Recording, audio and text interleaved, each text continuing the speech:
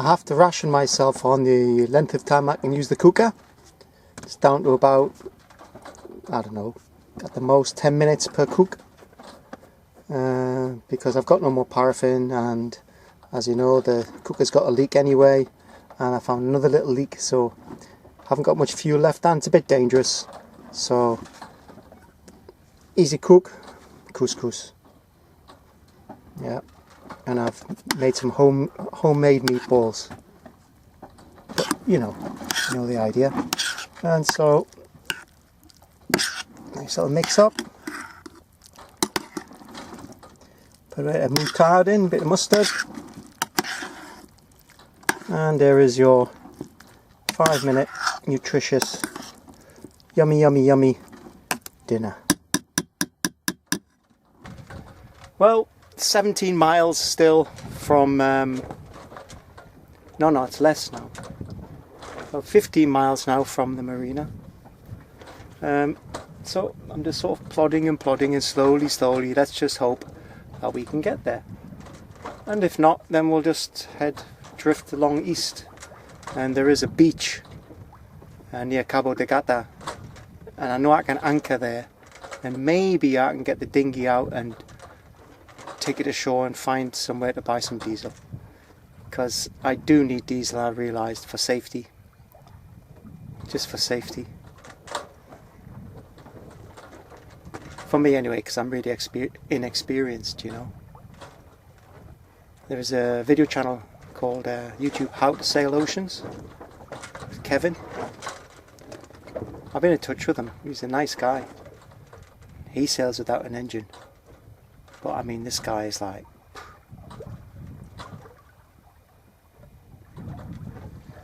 excellent sailor.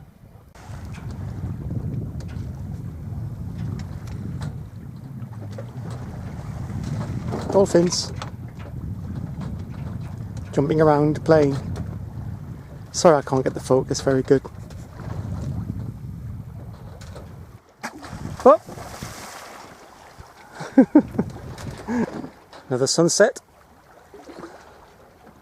as we head into the Med. As I settle Carissa down for her slow sail to the marina. I've put the sails a bit like this again, except that the Genoa, I've put it right in, so it's small. So if it does kick up tonight, the weather, I can reef it in really quickly, and if I need to, I'll just drop the mainsail. But I'm keeping the mainsail up full tonight. I know I shouldn't, but I am. If anything happens, I'll be out and I'll drop that sail as fast as anything.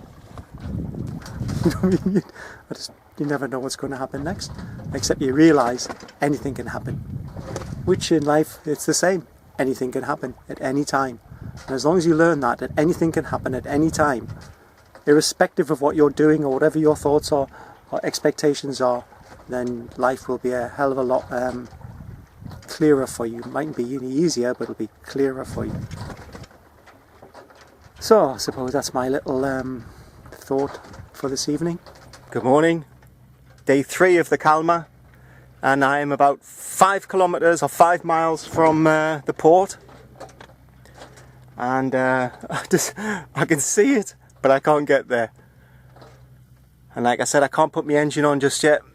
I've got to wait until I'm maybe a mile or 2 miles, otherwise there mightn't be enough fuel. So once again, another predicament. Because if I put the fuel on too early and it runs out, I'm in big trouble. Or I could stay here all day and there might be never any wind, which I might have to do. And then I'll probably have to use the fuel dodging people and stuff, but I suppose this is sailor life, isn't it? Jeez. What? Oh dear.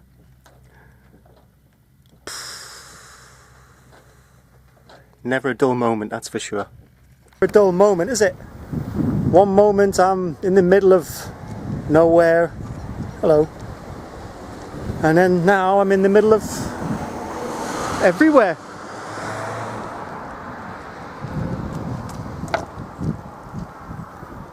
So in the middle of the calms, I put all the sail up I could, and I weaved to and fro, and it took me, I would say, a good 10 hours to get maybe 5 kilometers, 5-6 miles. It was most of the current that got me here, and it got me a bit of slight wind, and it got me to within a mile of the marina entrance before I put the engine on. And then I had to weave to and fro through all these little canals right to the end, to the little boat corner where they moored me, Mediterranean style, which I'd never done before either, and with help from the guys it was easy. I've just had a hamburger, and a beer and a cortado. I'm shattered and I've got to go and sign in now. So that's it really. I'll tell you more about the adventure soon. I was quite lucky with this Mediterranean docking thing. This guy just tried to come in, my English is terrible, and weave to and fro, the wind was picking up, and he basically almost smashed into that boat and hit that boat, and then he's got these props caught in the anchor line kind of thing, the line that they lead out from the dock to keep you in place. And Fumi, I think he's the manager of the marina, he's dived in to try and fix it, to try and help, and here's me with my editing fantastic again. There you go. Not such an easy thing, huh? I think I was quite fortunate, and especially because I docked forward. I wasn't going to do reverse reverse docking, not in Croatia, not into Mediterranean style. I'm burbling a bit, I've had a couple of beers. I needed something. 1 minute I'm bobbing about in the sea, no wind, no hope, not knowing what I'm going to do. Next minute I'm sitting in a marina. Sometimes I don't know. I'm being taken care of, that's all I can say. I get pushed to the extreme, I get pushed to the limit, till I'm almost screaming with fear and frustration, and then things happen. I mean, today I don't even know how I got in today, because there was no wind.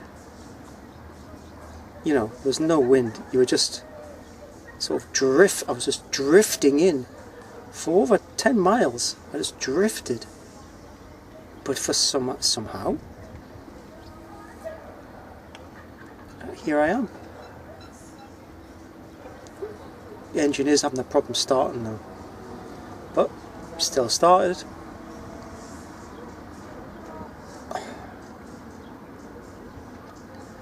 And coming into the marina, it's like, well, you know, it's like one of these Legoland kind of, you know, sites built around a marina. It's okay, it's quite nice, it's got all, you know, all the shops and all of the boutiques and the cafes and all that kind of stuff. But it's about 500 meters I've had to come in, weaving in between like the little canals. That was another experience, you know, something to notch it on my belt. It's all experience. I'm learning so much, you know, I'm learning so much.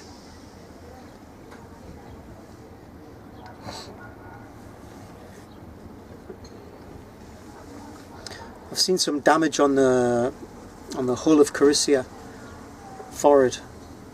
I think we've hit something. I mean, I do remember coming through the Straits of Gibraltar. I don't know. There was a bang, something, and I thought it was just waves. But you know, we've hit something. It looks as though an edge of something hard.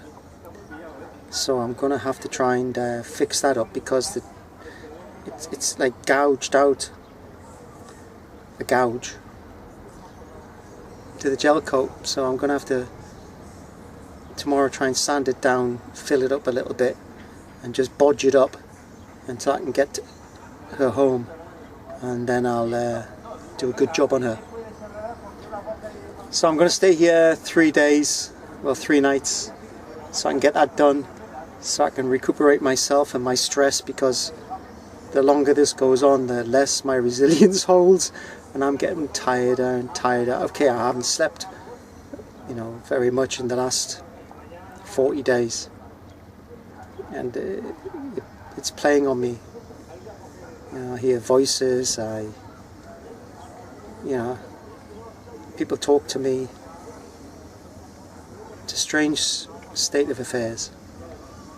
You know, dreams I'm having when I do, because I do 20-minute stints or 30-minute stints, and I go straight into these little dream cycles, and they're freaky, man. They're freaky. Anyway, it's a cute little boat.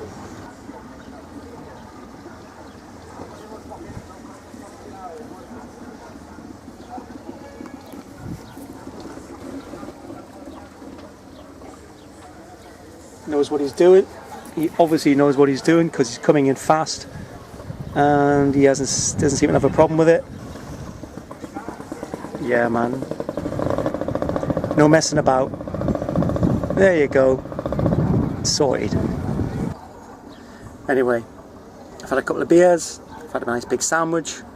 I'm going to make me special coffee that I like, and I've got some Danish pastries, and then I'm going to Betty Buys, and then tomorrow I'm going to start some work on Carissa and me, put some cream on my hands and stuff, because they're just like falling apart. My feet are falling apart.